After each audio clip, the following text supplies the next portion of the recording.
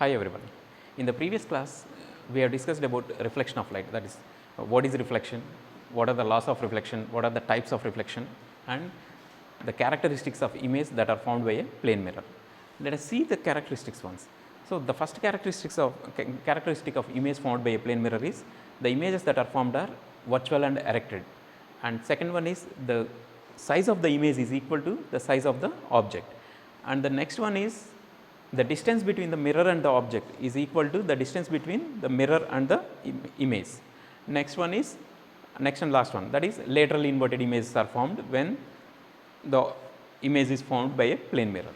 Now, let us see what happens when the reflecting surfaces are curved. So, when the reflecting surfaces are curved, we call them as spherical mirrors or curved mirrors, and spherical mirrors are of two types, concave mirror and convex mirror. Now, if the reflecting surface is curved inward, we call that as concave mirror. That is, let us see spherical mirrors.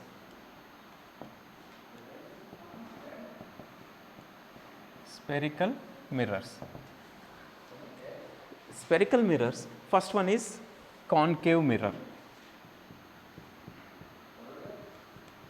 second one convex mirror. See, if the reflecting surface is curved inward, let us see this. This is a curved surface and the reflecting surface is curved inward. We call this as concave mirror.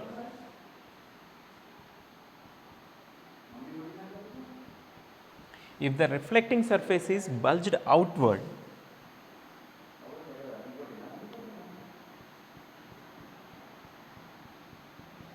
we call this as convex mirror.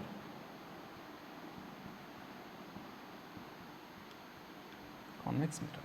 Now, let us see the terms that are related to spherical mirrors. Now, see this. The geometrical midpoint of this curved surface, we call that as pole. So, first term is pole. Terms related to spherical mirrors. Spherical mirrors. First one, pole. Pole is denoted with the letter capital P.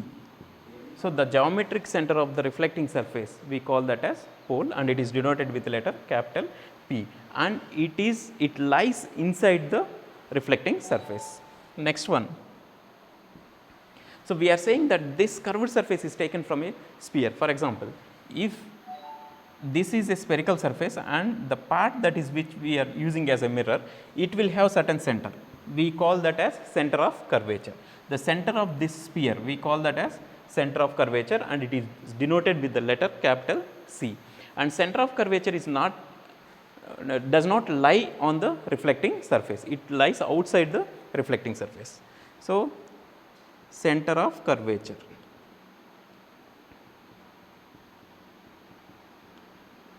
Denoted with the letter capital C, and the line that is passing through center of curvature and pole, we call that as principal axis. Third one is principal axis. The imaginary line that is passing through center of curvature and pole, we call that as principal axis. And the next one is focus. For example, if the parallel beam of light falls on this reflecting surface, after reflection they passes through one point, and that point we call that as focus or principal focus.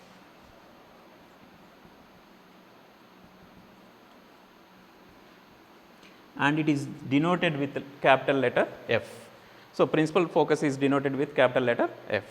And the next term is radius of curvature. See, if this part is cut from a sphere and then it will have certain center, and the distance from the center to pole, we call that as radius, and we call that radius as radius of curvature, and it is denoted with letter capital R. Radius of curvature,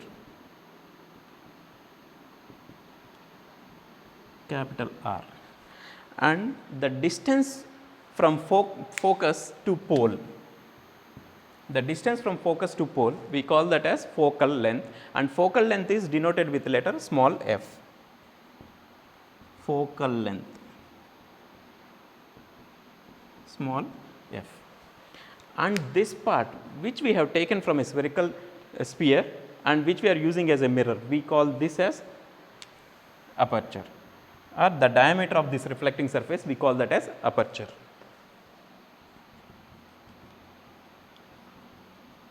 So, these are the terms that are related to spherical mirrors. So, first one is pole, the geometrical center of the reflecting surface, we call that as pole, and it is denoted with letter capital P, and it lies on the reflecting surface. Next one is center of curvature. If this part of mirror which we are using is taken from a sphere, that sphere will have a center, and that center we call that as center of curvature, and it lies outside the reflecting surface, and it is denoted with capital C. And the imaginary line that is passing through center of curvature and pole, we call that as principal axis. And when light falls on this reflecting surface, after reflection, all the rays intersect at one point. That intersecting point we call that as focus. For example, if we take a spherical mirror, that means concave mirror, and if we incident sunlight on this, I mean if we adjust the sun rays such that they are falling on that mirror parallelly, and all those rays will intersect at one point, and it appears as a bright spot. That bright spot we call that as focus. And next one is radius of curvature. So, the distance from center of curvature to pole, we call that as radius of curvature, and it is denoted with capital R.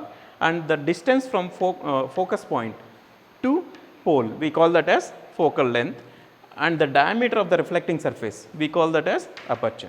So, these are the terms that are related to spherical mirrors. Next one, let us see the images that are formed by a plane mirror, spherical mirrors. So, for image formation will be explained with the help of ray diagrams. For ray diagrams, we follow certain rules which I explain now. First rule is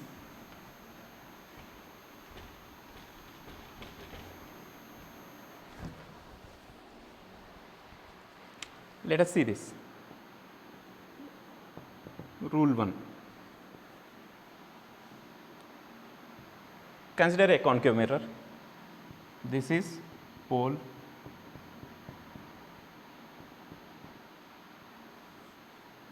let it be center of curvature, and this is focus.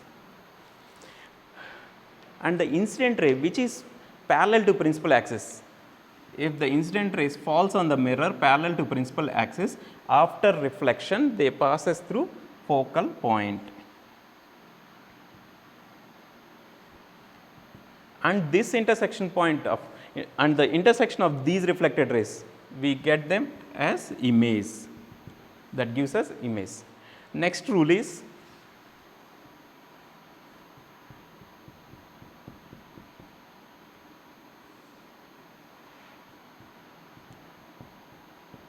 if the incident ray is passing through focus, after reflection the ray emerges parallel to principal axis.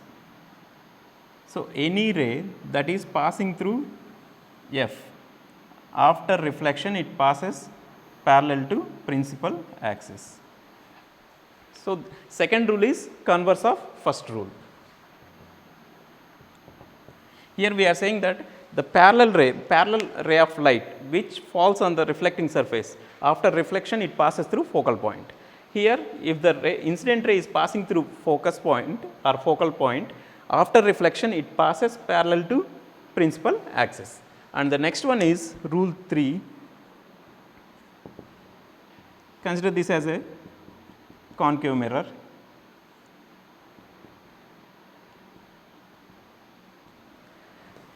The ray of light passing through center of curvature, it comes back in the same path, because the center of curvature is normal to the reflecting surface. So, when the ray of light is incident or passing through center of curvature, then it comes back in the same path. Next, fourth one is rule 4.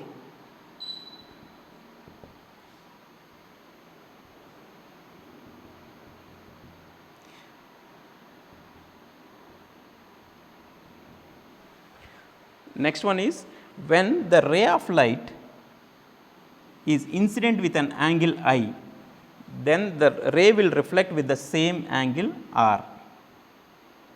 Here the ray of light follows law of reflection, that is angle I equal to angle R. So, if the light incident ray is incident with an angle I, it comes back with the same angle, we call that as R. So, these 4 rules, we follow these 4 rules for drawing for the formation of image by using spherical